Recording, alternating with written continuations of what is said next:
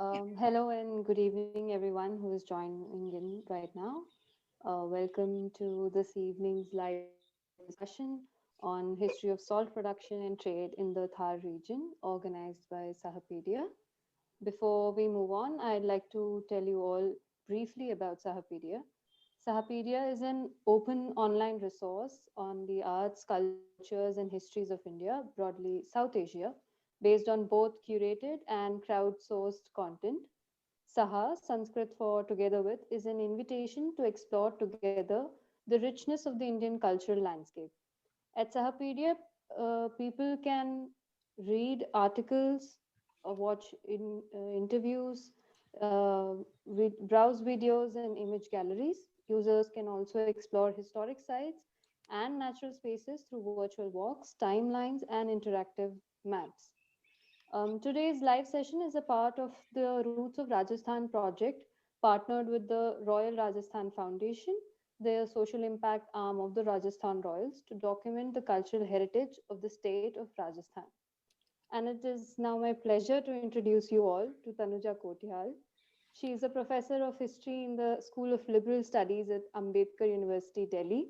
She is the author of Nomadic Narratives, A History of Mobility and Identity in the Great Indian Desert, published by Cambridge University Press in 2016. Over to you, Tanuja. Thank you very much, Sinduri. And thanks, Sahapedia, for this opportunity to talk to an audience which is outside of the academic purview that I usually am part of.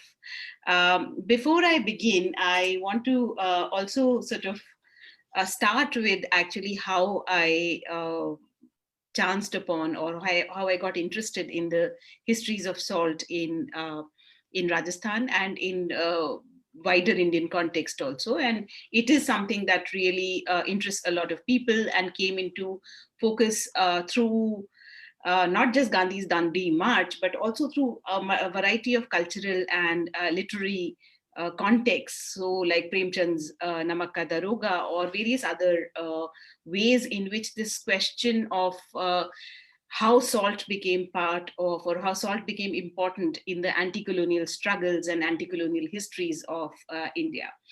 My encounter with salt histories came through the fact that I was interested in trade routes, and that I was interested in communities that were moving around or trading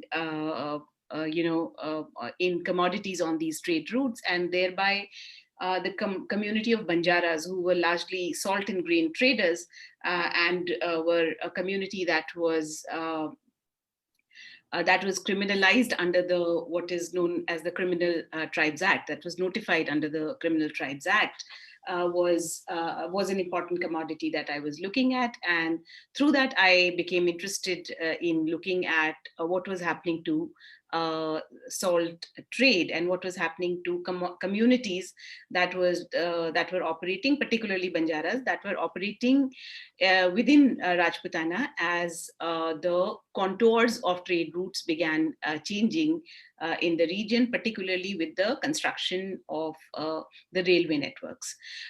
To sort of, yeah. To begin with, I'd like to start with a bit of a map, like historians tend to do, but I think just a second, I'll open it again.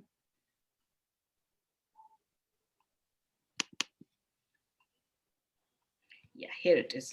So this is a map of Western India, and this is a map where various salt sites within Rajasthan are also mapped. So what we today call Rajasthan, but this map refers to the colonial period. And as you can see here are these very important sites of Sambar Lake, of Didwana. These are, there's the Pachpadra Lake, and which these Diplo and Khipro lakes, which are now within the what is known as the Sindh province, but were part of the Rajputana salt networks at one point of time. There were also, apart from these lakes, there were also very small, salt pans or salt sites known as agars or mines around Falodi, around Pachpadra, which is somewhere here. And uh, literally every state, literally every princely states in Rajasthan had some or the other salt site or salt manufacturing capacity. Some were high enough to participate in trade. Others were small sites with impure salt that was, traded on very, or, consumed on very small scale trading networks in, so apart from human consumption, salt was required for multiple other purposes. We all know about its role in food preservation. So around Deccan and all these other areas, particularly the western coast, as well as the eastern Coromandel coast, the role of salt in, let's say, preservation of fish and all is very well known. There are various other uses for salt. So one of the big uses is for cattle economy. Cattle require salt. So inferior salts are very often fed to cattle. The use of salt in various, at that particular point of time, in various industries, like for instance, tanning. So production of leather was a part of cattle industry. And so in tanning of leather, in dyeing, which was cloth dyeing, which was a huge industry in the region. So salt was required for multiple purposes. It was also through various reports and various other work on the question of how much salt do human beings require. There's also this, there are various kinds of calculations that British are making in the 19th century about how much salt human beings required. But the whole idea of taste and requirement because of a particular kind of environment with a lot of sweating, but also the fact that particularly around the desert, the food contained mostly dried, pulses and dried vegetables or dried weeds and things like that, and thereby the fact that the amount of fresh food that could be that was incorporated was low, and thereby that also sort of explains the use of a high amount of salt as well as spices or chilies, not so much spices, in the food that was prepared. So basically what I want to say is that salt had all kinds of various uses. And within India, there were multiple sites of production of salt. Some, as you see here, around the Gulf of Kutch and various places. Along the sea coast was salt that was produced from evaporation of seawater, either by sun or in Sundarbans or western or eastern regions by through heat on fuel. So various ways of production of salt, but there are a number of inland salt sources also, which is basically pans and brine, naturally produced brine, where varieties of salts were produced. There were rock salts also, which came from the salt range which is now currently in Pakistan, but also salts that came from Tibet into the mountains, into the hills, and so on. Sambar Lake salt was a very, very favored commodity because of its purity. Also, a lot of people did not like to consume sea salts and preferred salts that were either rock salts, mountain salts, or lake salts, which were coming from Sambar and Didwana. Sambar particularly still has some salt production, though now largely salt that is produced in the run of Kutch, that we consume is produced in the run of Kutch, and it's sea salt that we now largely consume. So given this, there was a huge trade in salt that that took place not just in Rajasthan, but it took place in various parts of India, that where this salt was traded, where it was taken by multiple communities that were involved in the production of salt. Now, if we try to sort of look at the kinds of archive that's available that tells us about, as historians, we rely on archives of various kinds. So if we look at the idea of the archive that tells us about what was happening with salt, we find that there's a very rich pre-modern archive, which is like pre-colonial archive, basically, which is not in English, but in multiple local languages and multiple multiple princely states where traders were given licenses to buy salt or to take salt from one place to the other. So from this, and I'm going to read out some of it and then go into the process of pre-colonial salt production. So in the year 1765, we find, so these are records of various states. Some pertain to the Jodhpur state, some to Jaipur, some to Bikaner, and there are salt records around Alwar state and Jaisalmer state as well. So in the year 1765, we find that Pema Nayak a Banjara was issued a chitti or a letter from the Kacheri of Sambar, instructing the Kharols at the so Kharols were people who Khar is refers to salt. So people who made salt, people who produce salt, instructing the Kharols at the Dariba of Sambar to weigh him 70 mons of salt. Further, he was allowed tax remission of 50% on rahadari, which is the transit tax, in the boundaries of Jodhpur state if he traded in salt and jinsi, that is grain, sugar, etc. We meet Pema as well as other Banjaras several times over the next few decades, returning to Sambar to buy salt and trading in grain and other commodities. Around the same time, in the year 1766, a Byopari with the name Nemchand received a chitti from Sayar Daroga in Sambar to weigh him salt worth 20 rupees for the purpose of trade. In a letter issued in 1768 at Sambar, Purohit Hardas was granted salt worth rupees 2 for his services at the Bhairo temple in the village Dholri. A similar grant was made to the descendants of Khwaja Chishti Baksh by the Jaipur Darbar in 1789. In another document dating to 1773, Purohit Harikishan was permitted to buy salt worth rupees 8 from the Dariba at Didwana, from where he appeared to be headed towards Sikar. More letters were issued to the trader in the Dariba of Nava for purchase of salt over the next few years. Lala Purushottam of Mahajan, which is near Bikaner, was issued several letters between 1771 and 1784, allowing him to buy salt at Chapar in Bikaner. Beels, Hardo, and Mangala were permitted to buy 7 mons of salt in Falodi in the year 1776. In Pachpadra in the year 1788, Beel Ratnu received a chitti permitting him to buy 10 mons of salt from the Dariba. In another sanad issued in Jodhpur dating to year 1785, Gyarsi, Pratap, Mula, and Pema Kharols and their descendants of Pachpadra were awarded ijaras or revenue farms for manufacturing salt in Pachpadra. And the reason that the document gives is because they have always done so. So what these documents actually tell us is about a very thriving salt trade and salt production.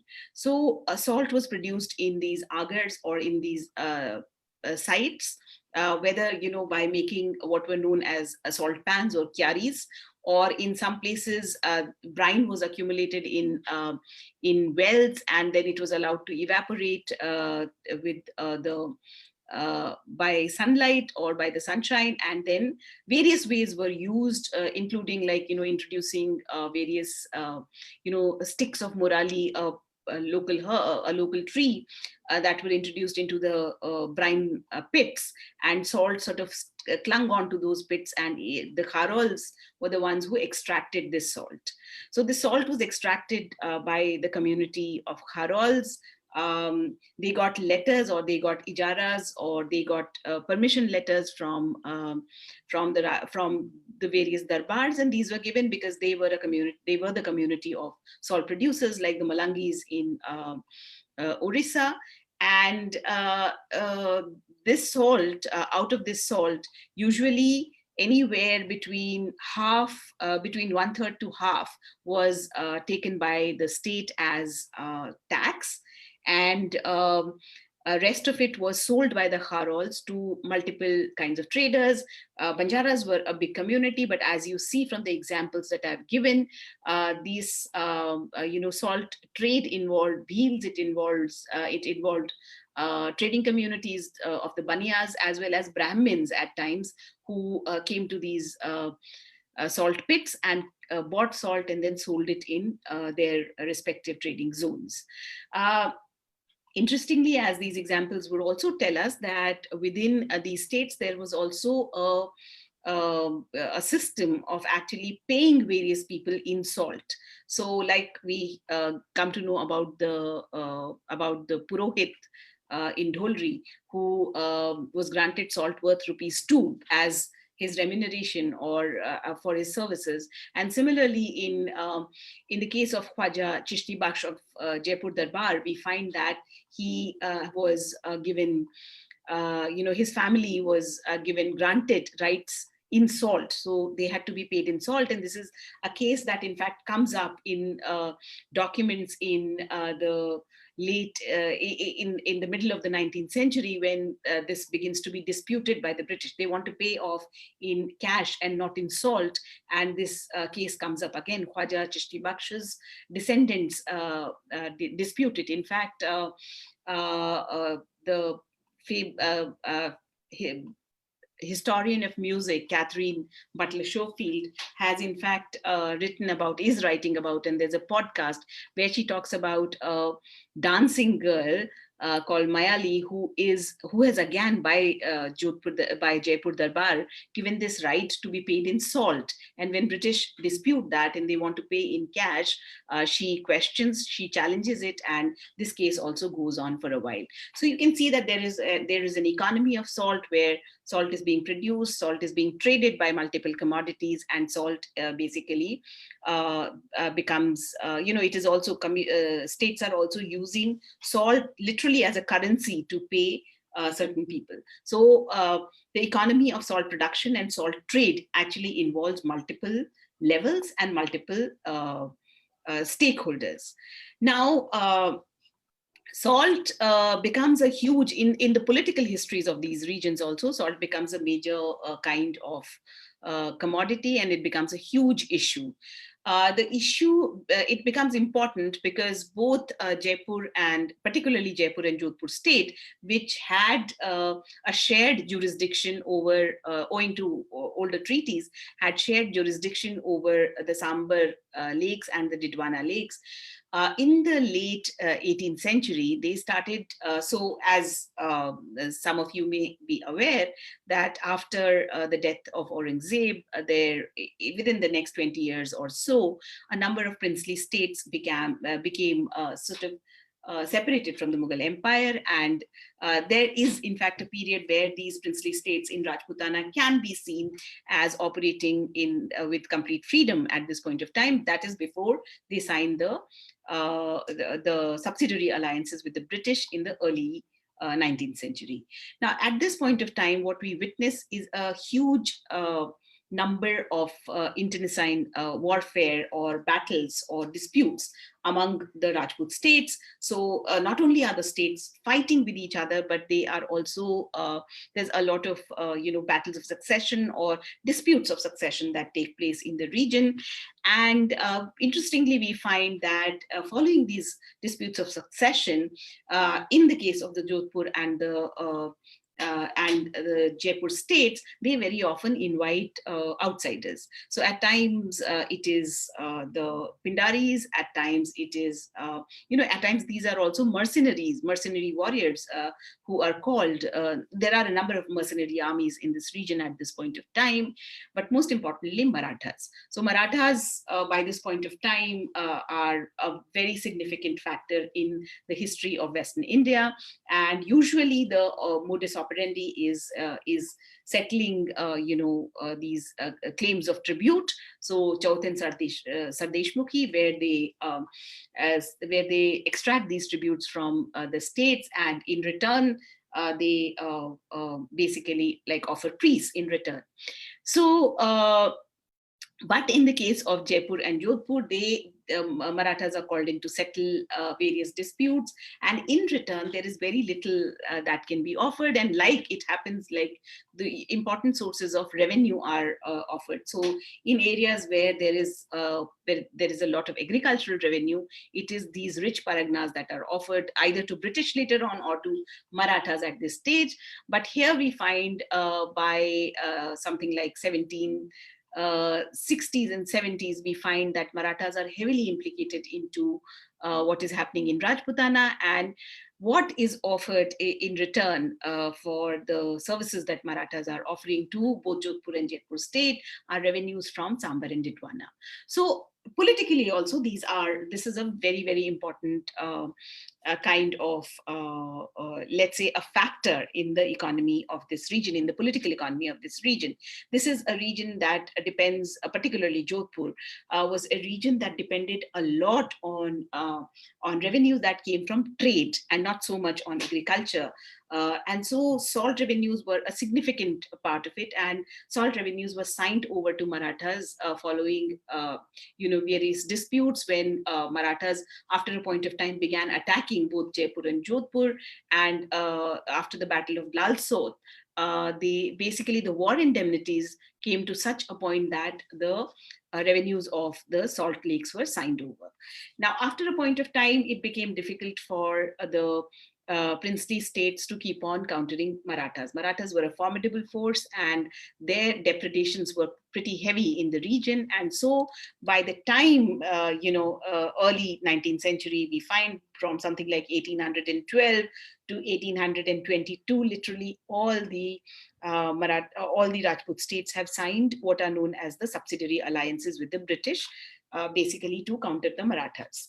Now, in the case of Jaipur and Jodhpur, what we find is that once the subsidiary alliances take place, the salt, increasingly we find that there are, based on the subsidiary alliances, there are a number of treaties that are signed, including by 1860s. There are also extradition treaties that are very important in this region, because the boundaries are very unsettled, and people who are who are seen to be involved in some kind of crime or the other very often escape to the other state, and so extradition treaties are being signed and so on. So based on that, we find that from something like 1830s, there is an increasing sort of effort to get engaged in the question of salt trade in this region. In fact, what we find, at this point of time, what begins to happen is that what is happening at this point of time is most of the salt production, or most of the salt trade that the British are sort of interested in at this point of time is in Eastern India. It's in Bengal, and the Bengal till something like 1835. Bengal salt production is something that the British control, and at this point of time, what they are also attempting to control is the kind of prices at which the what is called the British salt is being sold. And so for that, we find that there are multiple kinds of provisions that are made, including including the making of what Roy Moxham has called the great hedge of India, the customs hedge. And this customs hedge is something that becomes very, very important factor in the kind of salt trade that is taking place. And we find that what initially, like at this point of time, we find that what is happening is that the idea is to try and prevent Rajputana salt from coming into the British areas, because Rajputana salt is it's sort of coming into British areas and is being sold cheaper in the areas. So so there are various kinds of factors that happen, and in fact, one of the earliest instances of control over Maratha control over Rajputana salt is when we find that in sometime in 1835, we find that what happens is that Alwar salt, like so there's a treaty that happens according to a treaty with the Alwar state, which is the idea is to provide a certain kind of armed assistance to Alwar state, and basically the duties on the Alwar salt are raised to such an extent that it becomes practically unsaleable.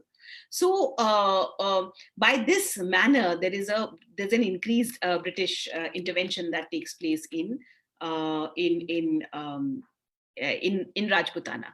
So from 1812 onwards, as these treaties are signed, so 1830s, there's a near takeover of the Bharatpur salt. And then we find that in 1835, British took over the revenues of Sambar salt works from Jaipur state in order to set off the expenses of what was called the Shekhawati Brigade, basically a British contingent which was stationed in Jaipur to suppress banditry in Jaipur carried out by local thikanadars or landlords from Shekhawati. And obviously, I mean, goes without saying that it is Jaipur state that is paying for this. So for that, the revenues of the Sambar salt are given over.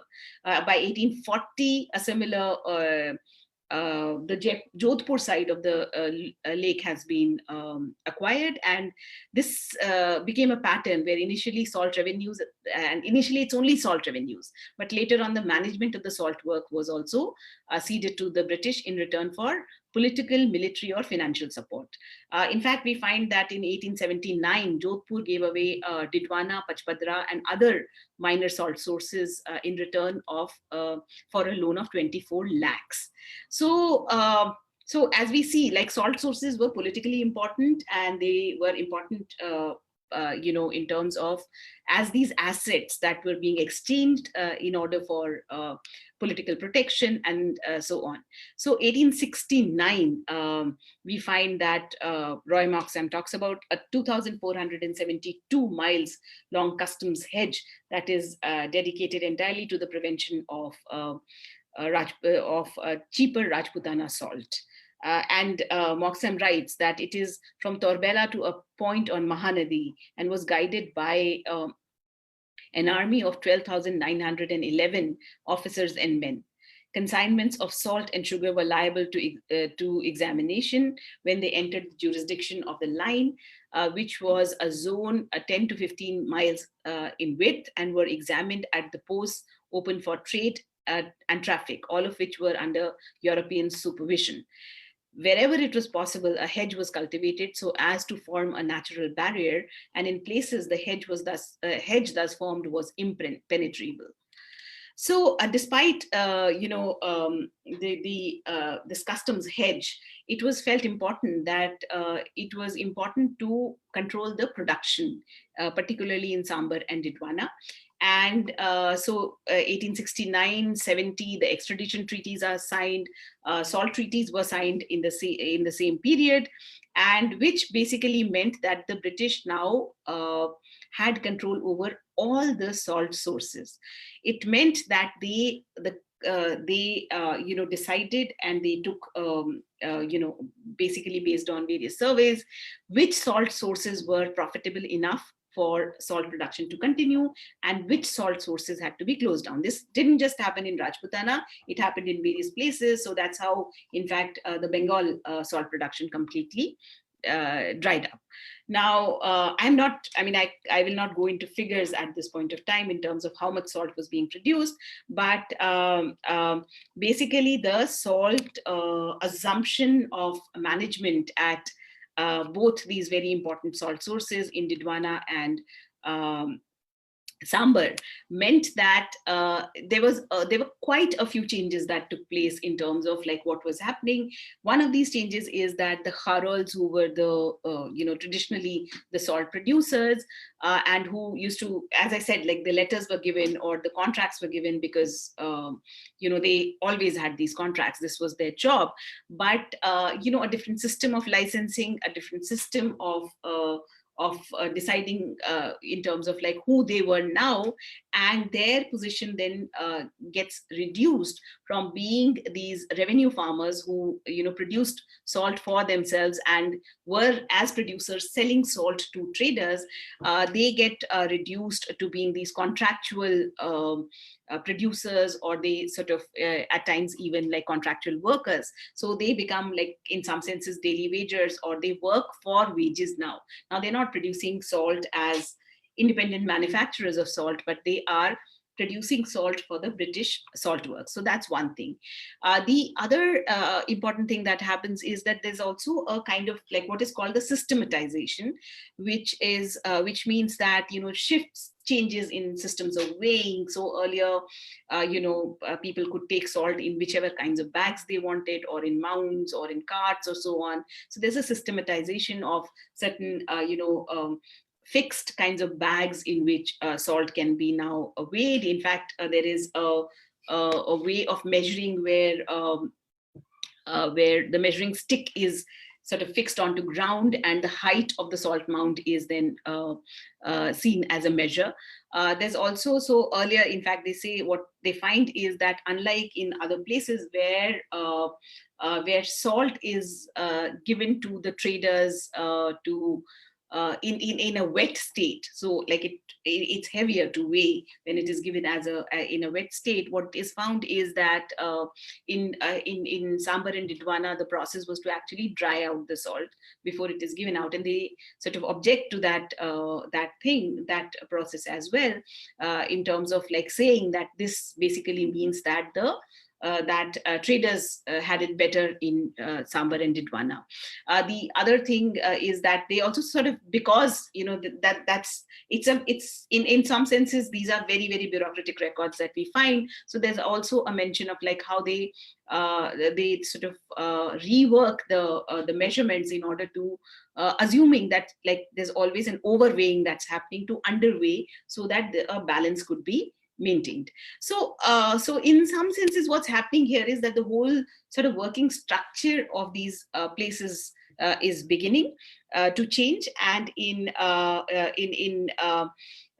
terms of like what's happening is that communities that are engaged with either production or trade of salt are losing out on what the processes are. Now, very quickly, I want to also refer to the fact that this also meant that a number of salt sources, like in Falodi, like in Pokhran or other places, were simply closed down. Like they were not seen as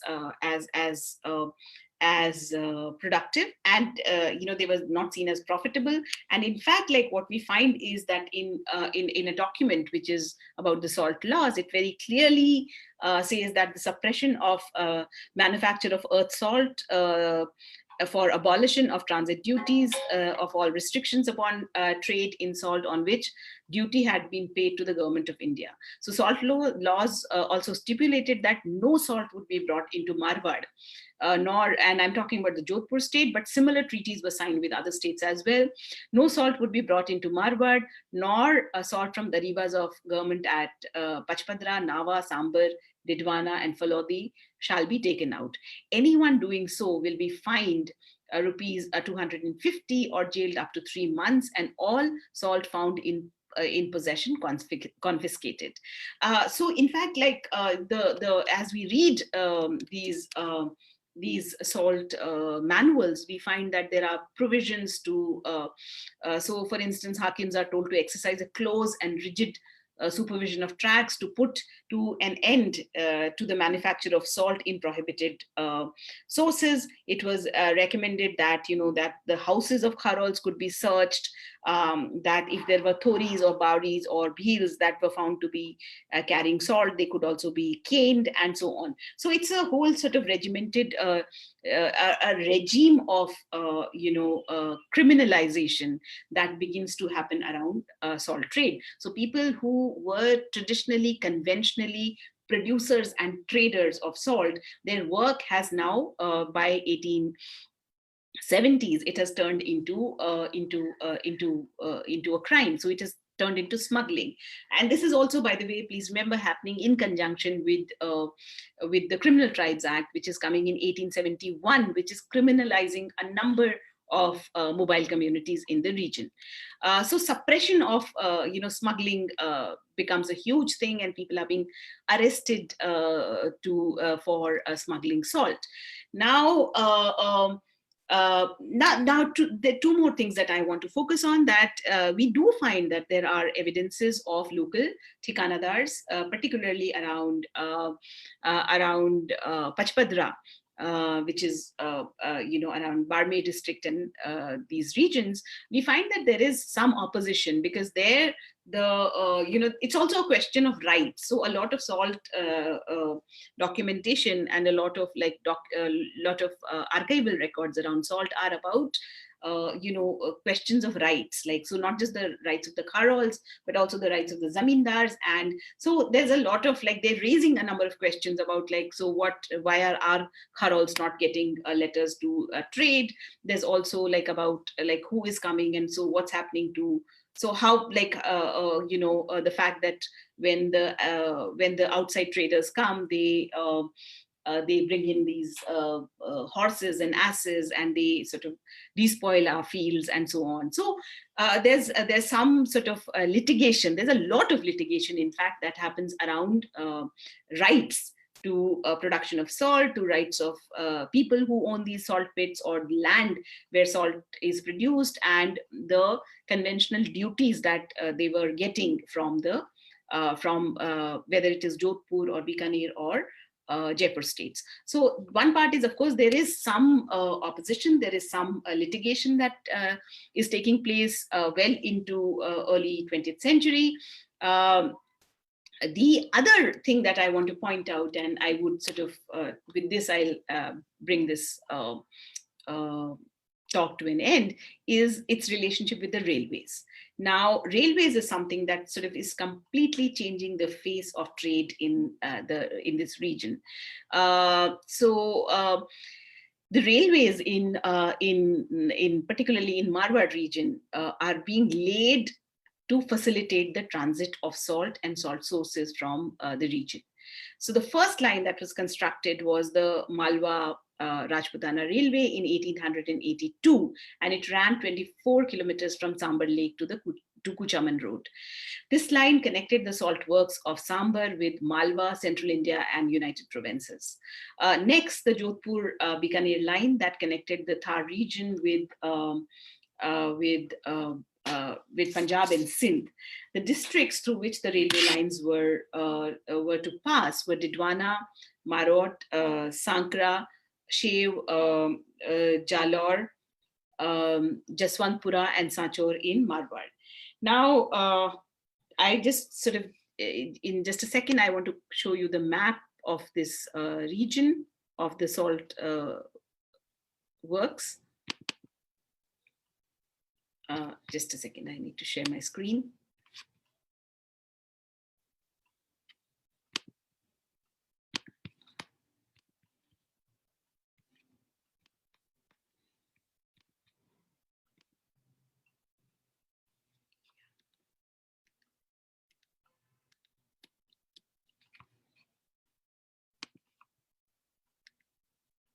So this is the customs line, and yeah, so this is the map, the railways as they are being constructed in this region.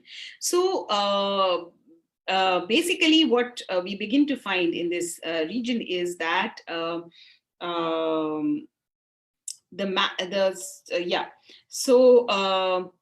so subsequently, after these districts, the next line to be constructed is the Pali Luni Pachpadra section. So which means the point is to try and connect the Pachpadra salt works right here to this railway line, so that trade of salt can be facilitated.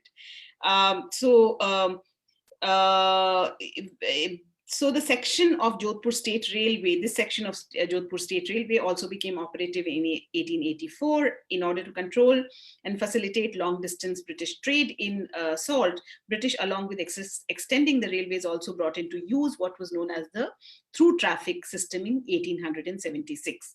Now, the through traffic system basically enabled the traders throughout United Provinces and Central Provinces to obtain salt direct without employing local agents by depositing the price, duty, and a small amount for bagging and clearing their salt into the government treasury. So you could, like, it's like online purchase. You could deposit your money wherever in India or wherever in British India, and through a system of telegraph and post offices, this was conveyed to the salt works, and your salt would then be weighed onto it would be put into the railway wagons, and it could be delivered wherever it was wanted. So the whole local economy that was associated with salt production basically ended with the fact that now you could buy your salt without even having to step into the Marwar region at all.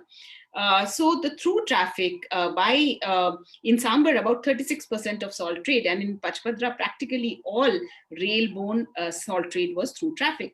In 1904, 80% of salt transport in Marwar was being carried out by the railway. By this time, 50% of Didwana salt was being sent to Punjab, and 46% of Pachpadra salt was being sent to the United Provinces. Now, how did this impact the production of salt, and what did it mean for the regions within Rajputana?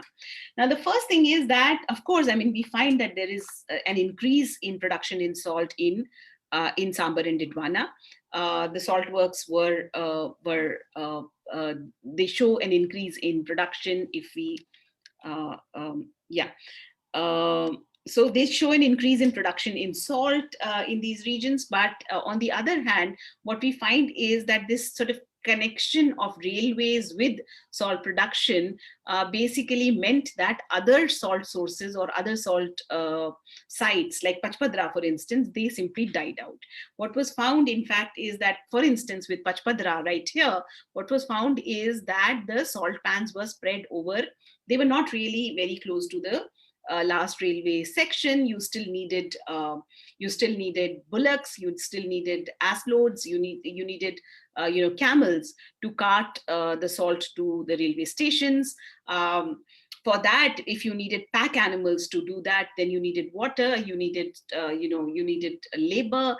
And in overall, what was happening is that the total cost of the Pachpatra salt was actually working out to be more expensive, even in sites which were closer to Pachpadra than the Sambar salt, which was right at the railway station.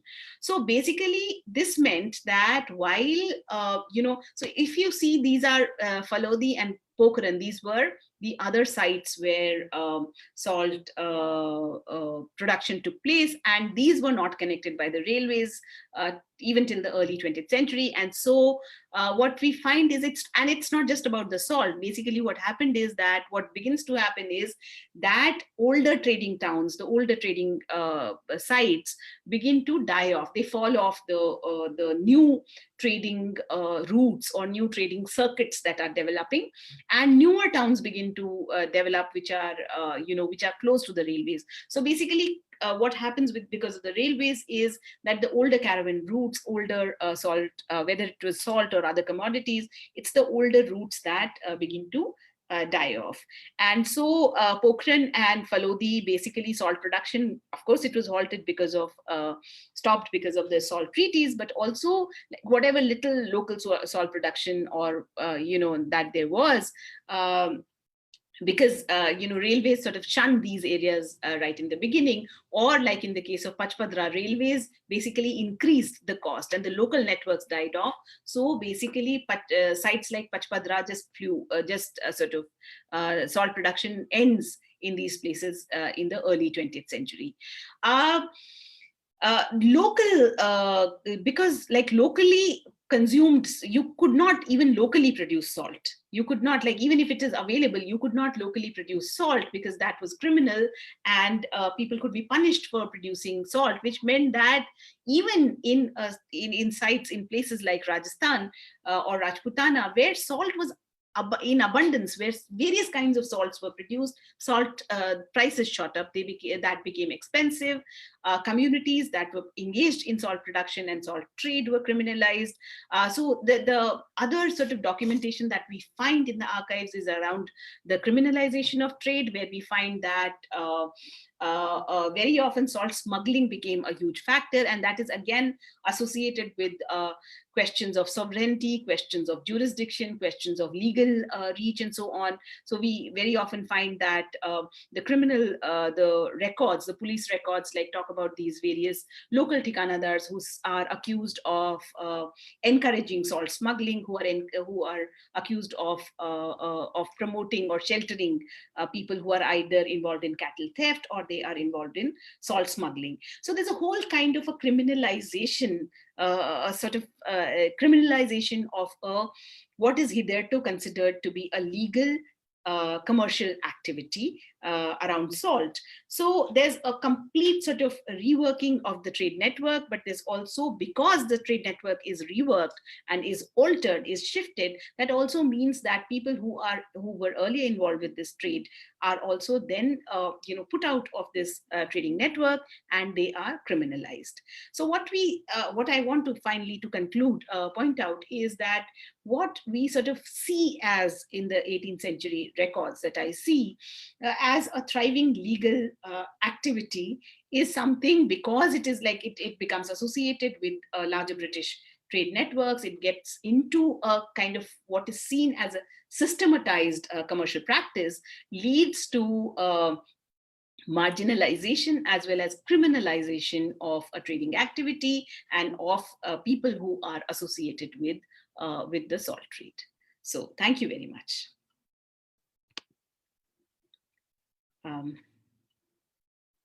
Yeah.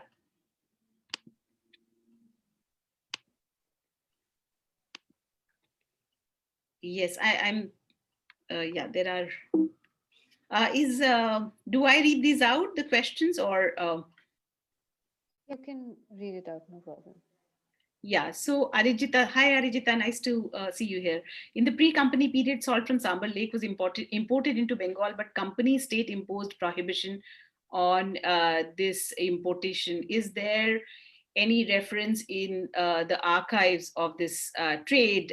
Yes, in terms of the Jodhpur commercial documents that we see, we find that there is, I think like reports on commerce, there are some references, but I'll have to sort of look up these exact references, but I'd be very happy to look up these references for you.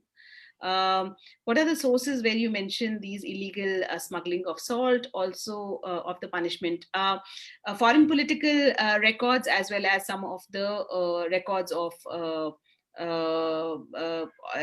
mostly foreign political, but also some of the later police records, where there is very often, like, these are tied up. Very often we find that there are campaigns where the question of cattle trade, the question of salt is often brought up. And so yes, those are the kinds of records that I see for criminalization as well as illegal salt smuggling. Can you share the sources of these railway lines?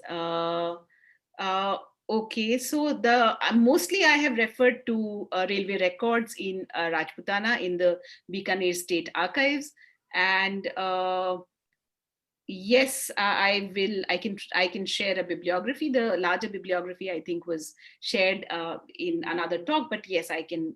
So mostly I have looked at railway records within Rajputana to see how the progression of the railway lines was taking place. Are there any particular commodities which still? Yes, of course, both in the region of Kutch as well as in Rajputana. In Kutch, the Agarias, and in Rajputana, the Kharols are still involved. It is now seen as a seasonal trade, extremely harsh in these regions, where people are contracted to produce salt for. I mean, they take these contracts and they went out to. They go out to these salt fields for about 9 months, and then they then they farm these salts. There's a fascinating documentary, My Name is Salt, which you can look up. It's on Vimeo, which actually traces the life of salt producers. There's also an article, several articles. There's in fact for Al Jazeera a very beautiful photo essay was done by Shogoto Mukherjee, who has again documented the lives of salt producers in Sambar region, as well as in Kutch. And apart from that, there are articles which actually refer to, and there's also now, in fact, particularly in the regional newspapers, occasionally this information and the kinds of problems faced by the producers of these of salt in these regions. Um, were there any private players in salt trade in independent era? Yes. So in the pre-colonial context, we find that there are these firms in Ajmer, Kothiyals in Ajmer or in Jodhpur or various other regions where so it's a kind of a network where there are various peoples, middlemen and traders who are buying salt yes, there are I mean, it's not as if like a company is or the government is like selling trade on salt on its own in everywhere. There are traders involved who again buy up the salt from various regions, whether it is Rajputana or other regions, and then there's a new kind of salt chain that is at times it sort of incorporates and it assimilates older salt chains, and later on this salt trade is also sort of there's a whole private network of salt trade that is there. To what extent the Maharajas controlled this trade? So, no, Maharajas basically did not control the trade at any point of time, not even before the salt treaties. Basically, what they did is that in the salt that was produced by the Kharals, they had a share, and so they again, like for selling their own share, again they tied up with middlemen, they tied up with the local market, and at times, as I have pointed out, they also paid salaries in salt and so on. So they were not involved. In fact, the treaties, when they are signed, they assume there's a certain amount of salt that is given to the families, to the royal families for their own consumption. So after the treaties are signed, the salt trade is completely out of the purview of the princely states altogether. So Maharajas did not control the salt trade. That's the whole point about it, that prior to the treaties, it is local networks, local production networks, and so on, where how and in what ways salt is going to be produced is decided, and of which of which the princely states take a certain amount as revenue, as duties, as well as the trade duties, transit duties that are applied to this trade. So whether it is rahadari or dan or mapa or various local duties that are imposed, so they get their duties out of it, but they don't control the trade. How did the restrictions affect the communities who produced them or were selling it? So, and this is a common, I think, other people who work on Bengal or, in the Madras presidency would also sort of agree with this, that what begins to happen is that people who are, so what we see in the case of the Agarias and in the case of the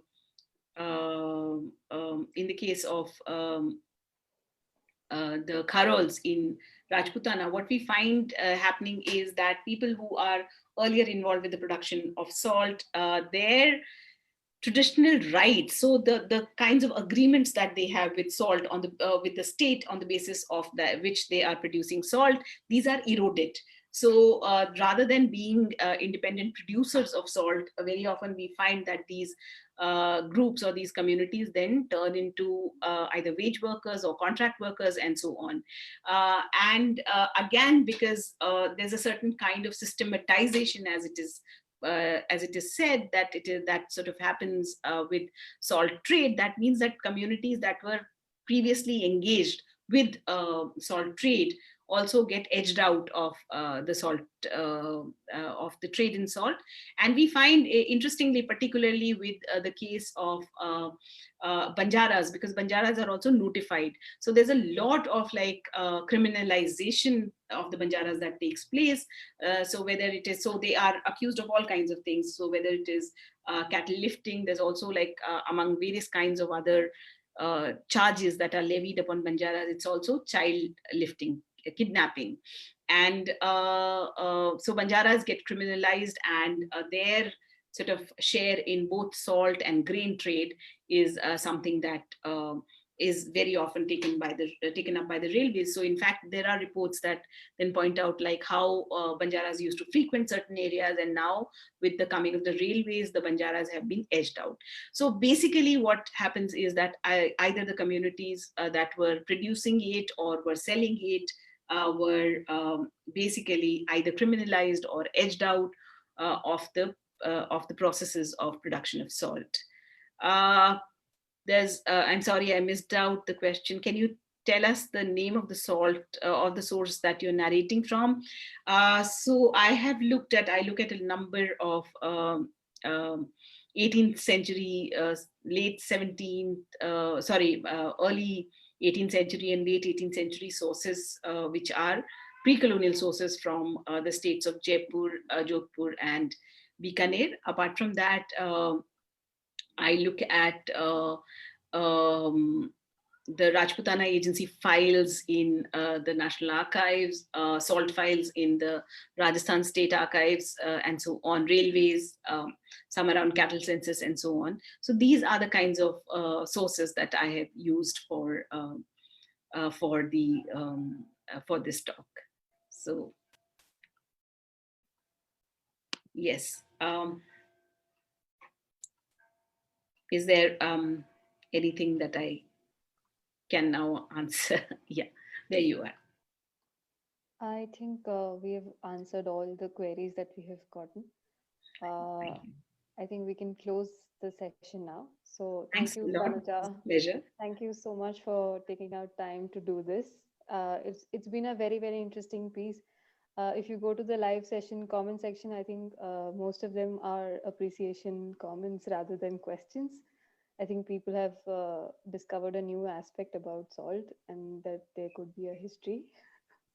Thank you Uh, so much. Thanks a lot. In fact, we have been discovering through the SALT series that we are holding that, people we did not know about who were working on salt and were interested in salt. We've been discovering that there's actually now a lot of interest on working on salt. And we hope that actually through the SALT series that we're holding, and now, in fact, we are working on a website now that we will actually be able to put together a website which would actually become a huge resource for various people, young people who are now looking into these aspects, to come to and contribute also in terms of their work. So hopefully, I mean, we will at some point of time also be able to present not just the website, but also maybe a digital interface for these histories. So thank you very much. but congratulations on this work. I mean, I also discovered about this through your Salt series talks. So we can't wait to see the website and the interface. Yes, hopefully Yeah. in another couple of months, the website should be up. But we are, more than that, we are actually interested in a wider kind of, a project where we can actually bring together these histories from various parts of India, and not just like, so just like I look at Rajputana, there are Arijita Manna and other people look at Bengal, but there isn't a single sort of place where people who are interested can come together. So we are in fact thinking in terms of a digital interface where a number of these things can actually be brought together in terms of a very interesting, not just an economic history, but also a very interesting cultural history of salt as well. So thank you so much. Thanks a Thank lot. you, Tanuja. I should also thank our partners, Royal Rajasthan Foundation and Rajasthan Royals, for supporting this live session. Yeah, And thank you, everyone who joined in. I hope you all enjoyed and learned a lot. See you in the next one. thank you. Thank you.